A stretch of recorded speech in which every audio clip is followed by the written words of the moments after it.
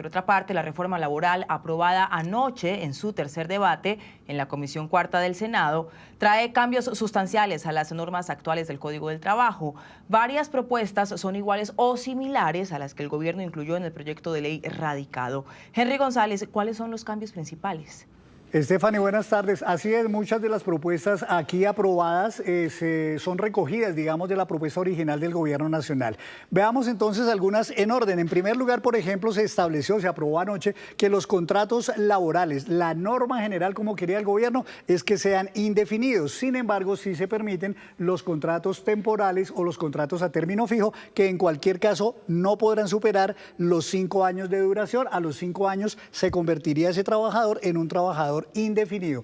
Esto entonces incluye también contratos temporales de esos que a veces se firman a 6 meses, 8 meses, 1 año, máximo en total deben durar 5 años. En segundo lugar, la jornada laboral va a quedar en 42 horas, como ya otra ley lo había establecido. Esto será a partir de julio del próximo año, pero la novedad es que va a ser distribuible en 4 días, es decir, esas 42 horas un trabajador podría acordar, concertar con su empleador para que no se trabaje ni en 5 ni en 6 días, sino en 4. Con eso tendría entonces 3 días de descanso a la semana.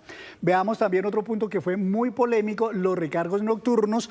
El proyecto aprobado señala que entonces ese recargo nocturno, que es de 35% del valor de cada hora trabajada, será o se pagará desde las 7 de la noche. El gobierno pedía que fuera desde las 6 de la tarde, pero hay un gran avance porque hoy día se paga desde las 9 de la noche, así que efectivamente se ganó ahí bastante, 2 horas por lo menos. Y esto aplica para todas las empresas, inclusive para las micro, para las medianas, para las pequeñas empresas. También sucede un cambio sustancial con el pago de recargos por trabajar dominicales y festivos. Ese recargo queda en 100% tanto para el dominical como para el festivo si el trabajador lo tiene que trabajar. Eso sí, el cambio no será desde ya, sino que hay una gradualidad. Este año subiría del 75% actual al 80%, el próximo año en julio al 90% y en julio del año 2027 ya quedaría en 100%. Esto aplica también si el día de descanso a que tiene derecho el trabajador es otro día, por ejemplo un lunes o un martes, porque hay empresas que efectivamente así lo establecen. Hay un punto novedoso también en esta reforma y es que se aprueba una prima legal adicional. Esta dependerá de que la empresa logre un crecimiento en un año comparado con el año anterior del 4%. Si se cumple ese requisito, el empleador podrá darle o deberá darle una prima adicional legal al trabajador que dependerá o variará entre 20 y 40% de un salario mínimo. Eso será según el tamaño de las empresas. Para las más pequeñas 20%, para las medianas 30%, para las más grandes 40%. Y otro punto que fue bastante discutido, el de los aprendices del SENA. Aquí se va a mantener la figura del contrato de aprendizaje, no será un contrato laboral como lo quería el gobierno, porque eso ocasionaría además pago de prestaciones como primas, vacaciones, cesantías. Se mantiene en contrato de aprendizaje, pero sí se avanza en que la cuota de sostenimiento que debe pagarle la empresa al estudiante del SENA se mejoró bastante. En la etapa lectiva sube del 50 al 75% y en la etapa práctica, que es cuando el estudiante viene a la empresa a hacer sus prácticas, se le pagará el 100% del salario mínimo más la seguridad social. Hay también un punto importante que el gobierno siempre peleó y lo logró aquí, y es el de las plataformas de reparto. En este caso se mantienen 2 tipos de contrato para trabajadores dependientes cuando dependen con contrato con todas las prestaciones de esa plataforma de reparto, o también independientes cuando puede trabajar con varias plataformas. En este caso entonces se pagará también la seguridad social en ambos casos, pero si son independientes la empresa pagará el 60%. Y rápidamente otros puntos que surgieron: la estabilidad laboral reforzada, que es protección para mujeres embarazadas, prepensionados y personas discapacitadas. También se aprobaron permisos remunerados para efectos de citas médicas y demás, y también un día de descanso para trabajadores que regularmente van en bicicleta a su sitio de trabajo. Stephanie. Henry, gracias. Entonces ahora la reforma laboral debe surtir su cuarto debate en la plenaria del Senado. A ese debate llegará con nuevas propuestas y con poco tiempo, pues el Senado tiene solo hasta el 20 de junio para hacerlo. El trabajo que existía antes En un solo día de debate y 14 de mesas técnicas, se aprobó la reforma laboral con los 75 artículos de la ponencia mayoritaria. Logramos ayer evacuar unos puntos muy importantes, básicamente los 2 puntos consideramos los más importantes de la reforma, que incluso son 2 puntos que están contenidos con la consulta popular, que es el tema de los festivos, 100% de recargo en festivos dominicales, 100% de recargo en festivos de día feriado, día festivo. Nosotros tradicionalmente los lunes y los días que están definidos como festivos, y ayer logramos pues una lucha que habíamos hecho como Partido Liberal desde hace mucho tiempo, que las horas nocturnas se iniciaran a partir de las 7, pero lo más importante fue sin ninguna excepción. Pero en el tintero quedaron 40 artículos nuevos que se plantearon en el debate y sobre los cuales deberá decidir la plenaria, y más de 50 proposiciones que tampoco se debatieron. Esa responsabilidad quedó ahora en manos de todos los senadores. Hay una discusión que sigue antes de la plenaria de Senado, de coordinadores y ponentes, donde vamos a tener la oportunidad de clasificar las proposiciones, de clasificar los artículos y darles primero como una especie de primer viabilidad. El avance de la reforma en su tercer debate dejó sinsabores en las diferentes esquinas del espectro político. Por un lado, por artículos eliminados, y por el otro, por cambios en el recargo nocturno. Le faltaron varias cosas. Primero, el sector de los camioneros, del transporte de carga, del transporte de personas. No es posible que haya algunos que se lucran de la miseria de la gente. Un camionero tiene que viajar muchas horas, tiene que pagar de aquí a Buenaventura 700.000 pesos le da para todo. Nunca tiene ni un seguro, no tiene pensión, no tiene cotización de nada. Hoy tenemos una crisis fiscal, el presidente la puede tratar de esconder, pero hoy no hay plata en el país, y no hay plata porque Petro se dedicó a destruir las empresas en Colombia con alta carga. Nosotros lo que hemos dicho es, estas propuestas tienen que ser razonables, porque de nada sirve seguir ilusionando a la gente, que lo escribamos y que a la postre no lleguen los recursos para que eso se cumpla. Lo estamos viviendo con los jóvenes. A muchos jóvenes en Colombia le dijeron que le iban a llegar una renta por trabajar y no les está pasando. La reforma laboral aprobada aún está sin aval fiscal por parte del Ministerio de Hacienda. Los ponentes tienen 8 días calendario para presentar el informe y que el cuarto y último debate inicie en la plenaria del Senado. Para algunos expertos, el proyecto de la reforma laboral aprobado en tercer debate contiene las propuestas iniciales del Gobierno Nacional sobre derechos laborales individuales. Sin embargo, persiste la preocupación por aumentos en costos laborales, pues los mismos expertos realizaron propuestas para el último debate en el Legislativo. Es muy parecido, recoge las grandes preocupaciones o las grandes demandas.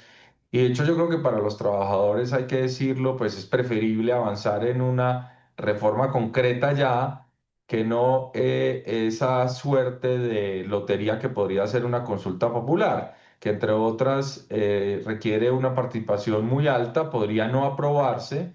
Nos parece importante que los asalariados y los trabajadores pues tengan cada vez en el tiempo mejores condiciones de vida, porque entre otras la productividad, la tecnología nos está permitiendo tener avances en esa materia, pero nos preocupa que en este momento represente un aumento de los costos laborales muy importantes, sobre todo para las empresas más pequeñas y sobre todo para algunos sectores que tienen algunas actividades y cuya realidad habita, por ejemplo, en las noches, sectores de turismo, entretenimiento. Entonces, pues nuestros reparos o preocupaciones son sobre ese efecto. Pero si hay alguna ganancia para algunos trabajadores. No sé si una ganancia plena, porque una cosa es lo que se escribe y otra cosa lo que se puede cumplir. Que esto no se vaya a traducir en despidos masivos, en modificación de tipos de contrato de trabajo, que puede ser una reacción posible del mercado laboral. Grave que se haya quitado la licencia, el incremento de la licencia de paternidad. Integrar la población migrante es una oportunidad como país.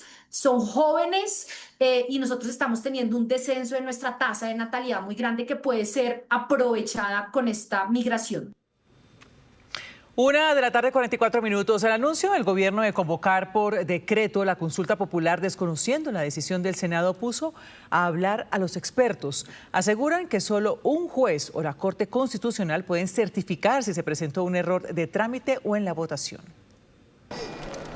En los pasillos del Capitolio Nacional se conoce a la Ley Quinta como la Biblia, el reglamento del Congreso que se debe seguir al pie de la letra durante cada discusión.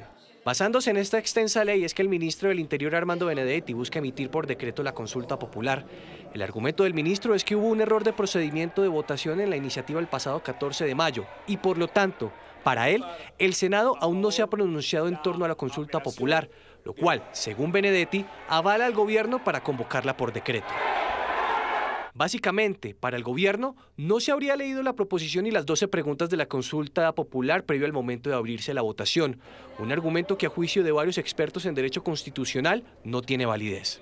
No, es que el Congreso se pronunció, lo que la ley 1757 de 2015 determina es eso. El Congreso dice, si se tramita la consulta, no se tramita. ¿Cómo se pronuncia el Congreso? Pues a través de una votación. Y la votación se dio. Para los expertos, la única instancia que debe certificar si se cometió un error de procedimiento o trámite durante la votación de la consulta popular en el Senado es un juez o la Corte Constitucional. De lo contrario, se podría calificar como una afectación al Estado social de derecho y a la separación de poderes. Es un riesgo enorme porque está rompiendo el juego de pesos y contrapesos que establece la Constitución. Que la Constitución dice muy claro, el presidente, con el apoyo de todos sus ministros o la firma de todos sus ministros y previa concepto del Senado, puede citar a este mecanismo de participación ciudadana. Aquí le falta la aprobación del Senado. El Senado votó negativamente. No puede ser el gobierno juez de los actos del Congreso. Sin embargo, al margen de estas interpretaciones jurídicas, el gobierno insiste en su posición y en convocar la consulta popular por decreto. En Noticias Caracol en Vivo hablamos con el secretario del Senado, Diego González, quien le respondió al ministro del Interior, Armando Benedetti, y aseguró que el trámite de la consulta popular se surtió de acuerdo a la Ley Quinta, que es el reglamento del Congreso. En el orden del día, como consta en el orden del día que fue publicado el 14 de mayo, se establecieron solo 2 puntos.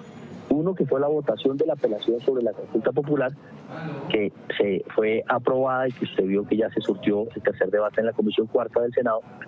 Y el otro punto del orden del día era la votación de la consulta popular. Esto tuvo además otros 2 elementos de garantía. El día 13 se anunció la votación para el día 14. Y el día 14, cuando el presidente le pregunta al secretario cuál es el siguiente punto del orden del día, el secretario anuncia la votación de la consulta popular de carácter nacional presentada por... Es decir, esta solicitud está inmersa en este documento que fue ampliamente publicado, que fue socializado, deliberado y debatido el día 13 y que el día 14 se anunció para ser votado. Lo que sí le puedo decir y dar fe nuevamente, como lo hice desde el día de la votación, es que la Secretaría General certificó que el Senado se pronunció negando la solicitud de concepto favorable y certificó la votación, 49 votos por el no, 47 votos por el sí. Eso quiere decir que hace tránsito a cosa legislativa, hace el tránsito a cosa juzgada legislativa, es decir, ya se tomó una decisión y ya fue certificada sobre esa consulta. Esto no es un proyecto de ley toda vez que no se designa ponente, no tiene 4 debates, no hay un informe, pero adicionalmente tampoco tiene sanción presidencial. Pero sí se cumplieron con unas garantías generales para que todo pudiese ser público y transparente. Le reitero, la publicación en la Gaceta Oficial, el anuncio antes de votarse, la deliberación el día anterior y la discusión, y el día 14 después anuncio de qué es lo que se va a votar antes de que se abra el registro. Estos son unos elementos que estableció la mesa directiva y que el secretario en sus funciones tiene que cumplir. Luego, si hubiese habido una proposición presentada, también podía leerse, no tenía ningún inconveniente. Lo que pasa es que no la presentaron, entonces lo que no le pueden decir al secretario es que no leyó la proposición, pues porque no puede leer una proposición que no fue radicada.